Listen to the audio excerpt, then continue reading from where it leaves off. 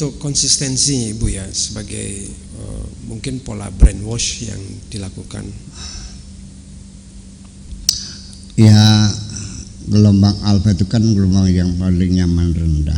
Jadi bagaimanapun juga kita tidak akan bisa memberikan sugesti kepada seorang, terutama di bidang hipnotis, menghipnotis orang, mensugesti, mencuci otak dan sebagainya. Itu kan harus kita kondisikan. Ya, saya dalam keadaan seperti ini, otak saya cerdas, yang gak mungkin Anda bisa nyuci otak saya. Makanya jadi ya sehingga itu diperlukan, terutama menjelang tidur supaya kita bisa nyaman tidur ya, kita damaikan. Makanya kita lumpuhkan dulu orang itu.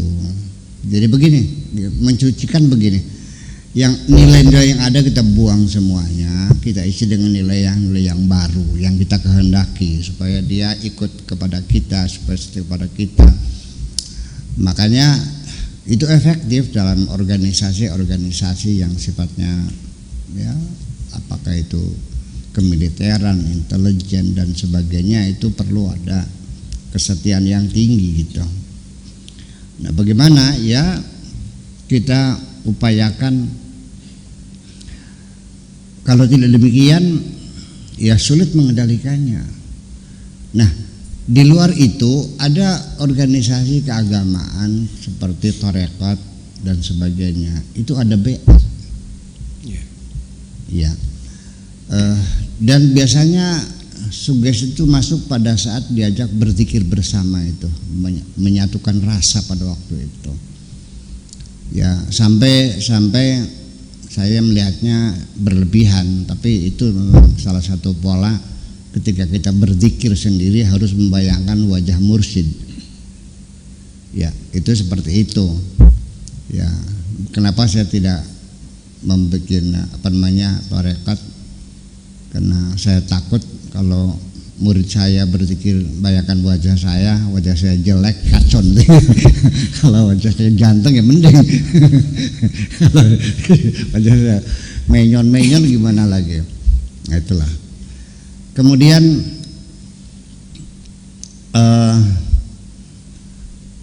menjaga stabilitas, kekecewaan ini juga salah satu hal yang bisa menyebabkan imunitas, kekebalan tubuh kita menjadi rendah. Makanya dalam menghadapi COVID-19 ini jangan hanya mengandalkan antiseptik saja ya, tetapi juga kekebalan tubuh kita juga dibangun dengan kondisi psikologis yang kokoh.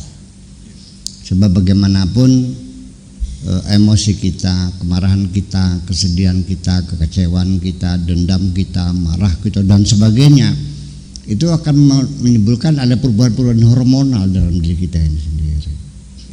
Seperti marah itu akan menimbulkan hormon dalam tubuh kita, namanya hormon adrenalin ya, yang nanti ketika adrenalin itu meningkat tinggi maka akan memicu tensi kita menjadi naik ya, jantung kita berdegup semakin keras, dep gitu, dan bisa sampai stroke.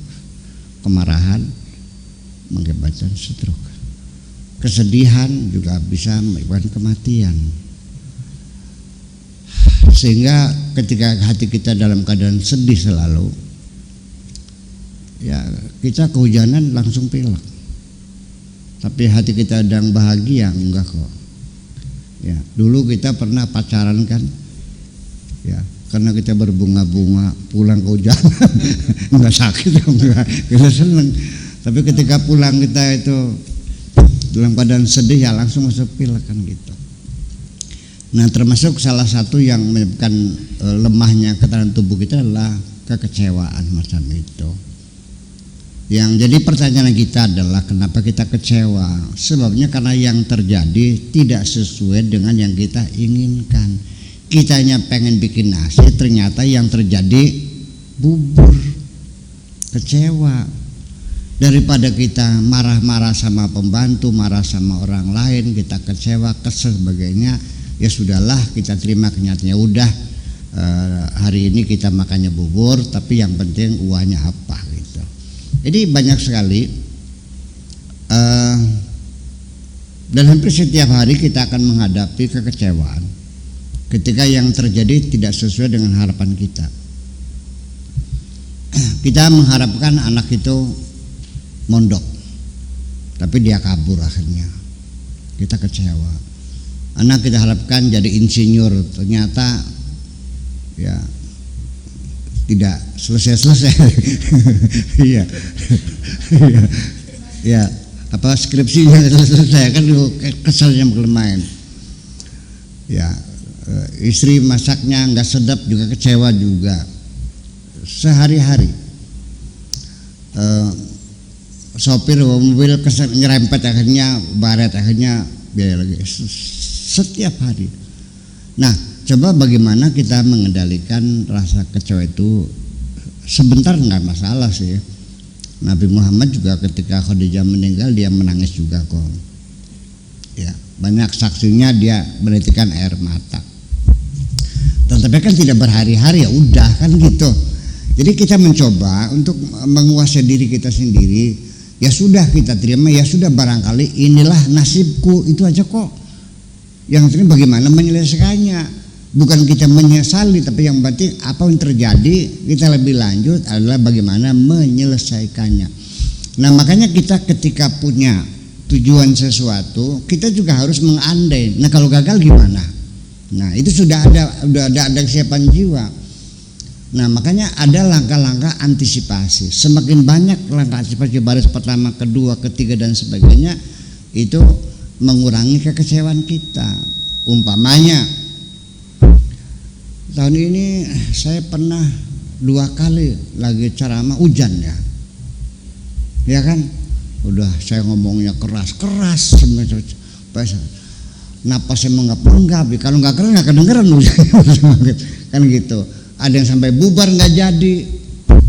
Nah itu ya kenapa? Karena mereka take for granted ya, ngegampang lah namanya itu. Makanya sebaiknya akhirnya kan kecewa, panitia kecewa, kita yang kecewa, hadir juga kecewa, jauh-jauh akhirnya ngajar, akhirnya nggak buru-buru panggung, baru naik langsung berhujan, bubar lagi, assalamualaikum, udah.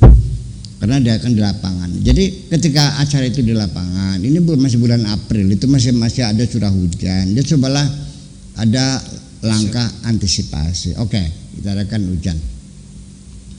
Dari mulai menjemput kiainya, apakah kita tunggu sedatangnya saja atau kita kirim kurir untuk pengawal pak kiainya? Ya kan gitu. Kemudian apakah GPS-nya bisa diaktifkan atau tidak? Kemudian persiapan nanti istirahatnya di rumah mana, makannya apa, semuanya lengkap. Kemudian ini acaranya di lapangan, nggak pakai tenda karena tadi siang suasana terang. Oke. Tetapi kan harus mengandai, kalau hujan gimana? Nah, makanya ada langkah antisipasi. Andai kan hujan, apa yang terjadi? Makanya kita persiapkan. Colokan-colokan kabelnya di dalam masjid sudah disiapkan. Artinya begitu berhujan datang, masuk ke dalam masjid hanya 5 menit tidak lebih sudah nyala lagi kan gitu. Kalau tidak ya bubar. Nah, itulah makanya. Jadi kita sendiri juga untuk untuk menghindar supaya jangan kita banyak kecewa. Apapun tujuan kita harus berhipotesa dulu. Andaikan tidak berhasil, kita sudah siap. Ya, kita nyalon kuwu, ya mungkin jadi, mungkin tidak. Ini semua orang nyalon kuwu kalau nggak jadi kecewa semua kok. Jadi sejak awal kita sudah ada kesiapan psikologis. Kita nyalon kuwu ini ya siap jadi, siap tidak jadi, semacam itu. Jadi rupanya dari awal tidak siap tidak jadi, siapnya siap jadi. Ya, begitu tidak jadi ya akhirnya menjadi kacau balau semuanya itu. Nah, saya kira itu saja. Nanti apapun yang terjadi ya sudah, tidak usah kita sesali, kita terima apa adanya. Lalu kita tinggal berpikir selanjutnya bagaimana menyelesaikannya. Itu saja persoalannya kok.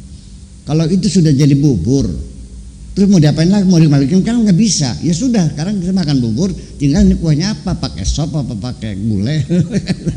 Oke, terima kasih, begitu kira-kira gitu. Oke, ini mungkin berkaitan juga dengan antisipasi yang kaitannya dengan lamunan nih Buya. Iya, Dalam puisi Buya ini jangan melamun terlalu berlebihan gitu, yang justru akan menjadi lingkaran setan yang tidak jelas. Ya memang ngelamun itu penting juga. Kalau kita sudah capek melihat realita, kita kan melarikan diri dalam lamunan gitu. Syukur-syukur terbawa mimpi ya. Kadang-kadang sebelum tidur kita ngelamun dulu, terbawa dalam tidur mimpinya itu. Ya itu yang persiapkan untuk pengen mimpi seperti ini, kita lamunkan aja dulu. Jadi artinya bahwa tetapi begini, silakan engkau melamun dan silakan engkau merasa bahagia dalam lamunan itu. Tapi kau harus yakini bahwa itu adalah bahwa engkau dalam kebahagiaan dalam lamunanmu.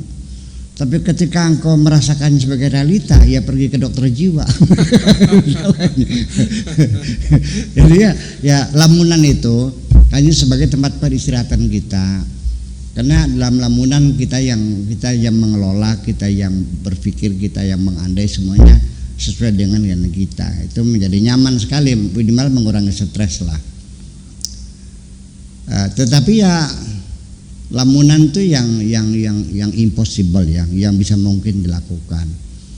Ya seperti di sini ngelamun, engkau berada dalam pelukan, engkau bolehlah ya kan gitu. Tapi jangan ngelamun punya anak kawan aja belum gitu. Ya kan gitu. Ya entar aja dulu gitu, semacam itu.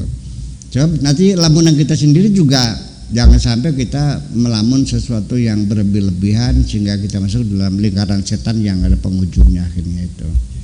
Ya. Sebelum tidur kita selalu diawali dengan lamun dulu, selalu demikian sebagai pengantarnya. Tetapi juga ketika lamun terlalu serius lamunnya itu akan mencegah Anda jadi nggak bisa tidur juga. Yeah. Jadi lamun yang ringan aja, yang berat-berat gitu. Silakan dipilih aja lamunannya kan gitu. Nah, ya, Oke, begitu. terima kasih Bu ya.